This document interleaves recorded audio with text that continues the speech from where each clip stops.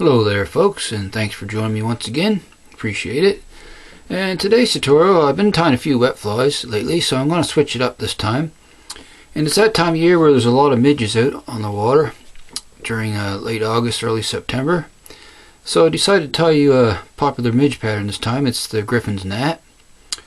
And when I tie mine, I like to put a little indicator post on the top there. As you can see, a little bit of parapost material, bright orange. Just helps to see these little guys on the water for sure. And I just thought you might like to see how I put mine together. And this one's tied on a size 16, and that's the largest I would tie. Normally I tie like 18 down to 22, but tying them on this size for you folks to see them much easier on the camera. So we'll get this little guy of the vise here and a fresh hook in. We'll get started. So I got a Mustad 94840 standard dry fly hook, size 16. We'll get that locked in the vise here. Alrighty. And I'm using some 8/0 uni and black for the thread. So we'll get started here. We'll just start our thread right behind the eye this time. We're not worrying so much about an eye length, just start it behind the eye, and I'm going to wrap a thread base back here like we always do. Snip off the tag in the thread. Alright, now we'll come back to just about above the barb here. Alrighty. Now I have a hackle sized out, a dry fly grizzly hackle, size 16. I took off the cape there, and like always, you want to strip a few barbels off the one side of the hackle that's going to be wrapping down around first. Just makes the hackle wrap a little easier. Okay, so I'll tie that stem in here at the rear. And we'll bind that down with several snug wraps going forward. Just like so here. Alright, snug that down. Now when I get about a quarter of the way from the eye, before I get to the eye, stay back about a quarter of the way, I'm going to attach my indicator. And I have a little tuft of the parapost material in the bright orange. And I'm going to tie that in here with a pinch wrap on top. Just like so, then wrap back and trim that just as you would if you were tying a parachute fly. Then we'll come in the front and we're going to prop that up with a dam of thread here, several wraps. And also I'm going to come around, I'm going to post that a little ways up, just not too far, just post it enough to gather the fibers together just as you would on a parachute fly. We'll go up a little ways here and then back down, just like so. Okay, that's fine. And we'll jump behind again and wrap down those butt ends of the material. Okay, I got one little fiber there I want to snip out. Okay, now comes the peacock herl, and I have 3 strands. I use 3 strands here, and the smaller you go, you probably use like 2 on a size 20 or 22. I'm going to use 3 on this guy. Snip off the tips, and we'll attach those on my side, catch them in. And before I get back to where the hackle is, even on these midges, I still use a peacock herl rope. Just makes sense, much more durable fly. These little guys will last you much longer that way. Okay, and we'll wrap back, then forward to right behind the eye. We'll jump in front of that post and stop our thread behind the eye. Now, like always, we'll grab the herl here and the thread loop, put that in between, hold them together,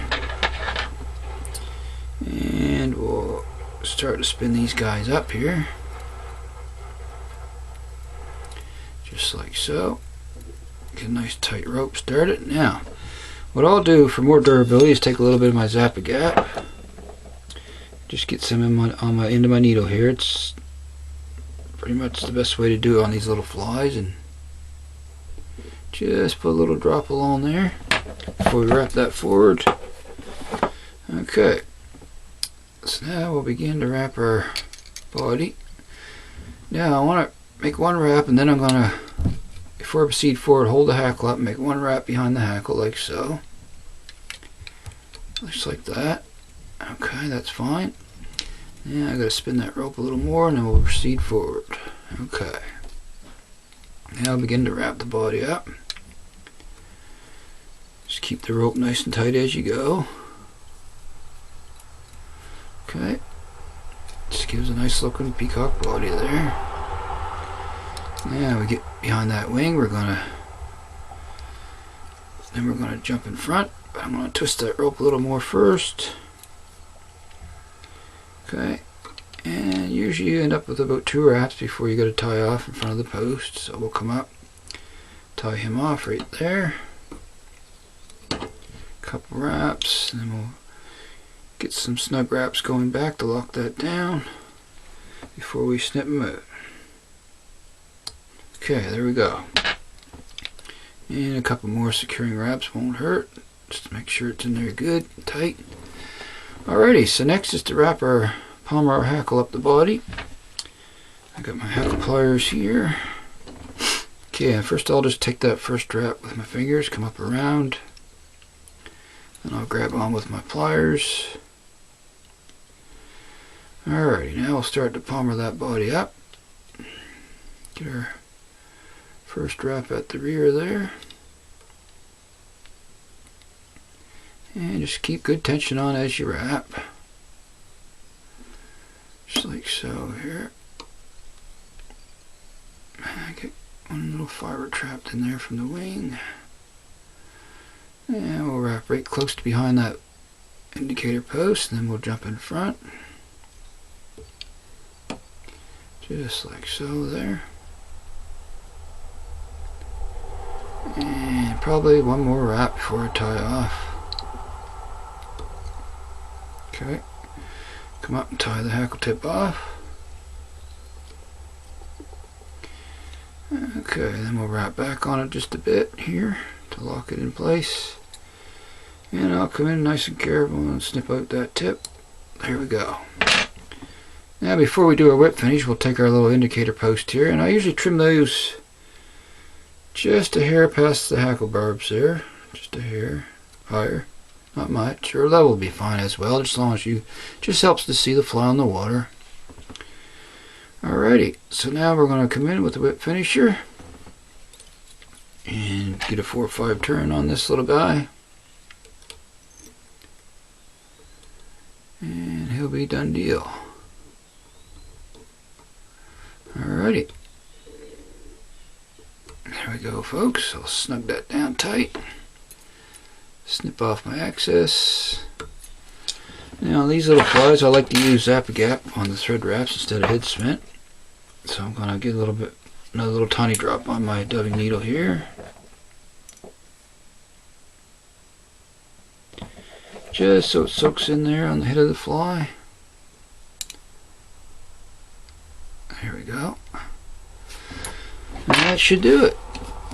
Another size 16 Griffin's gnat with a little indicator post on it, which really helps to see these little guys, especially in the smaller sizes, 20s, 22s, and whatnot. Simple little fly to tie, but definitely very effective during midges, when midges are out and about. So I thought you might like to see how I put this one together. So I want to thank you all for watching once again. And if you haven't subscribed to my channel yet, and you'd like to see more flies, hit the good old subscribe button there. Appreciate that, great deal. And throw in a like, and any comments that you wish to put out, just put them down below. And like I always say, I want to thank you for watching, and happy tying out there. And I'll see you all again soon, and so long for now folks. Oops.